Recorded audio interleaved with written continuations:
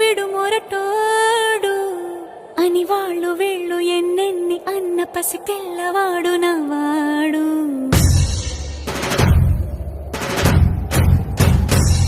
విడు ముండోడు అని ఊరు వాడ అనుకున్న గాని మహారాజు నాకు నవ్వాడు.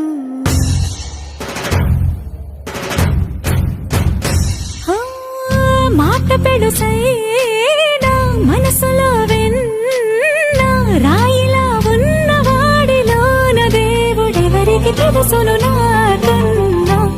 సూసేకి అగ్గిరవ్వ మాదిరే ఉంటా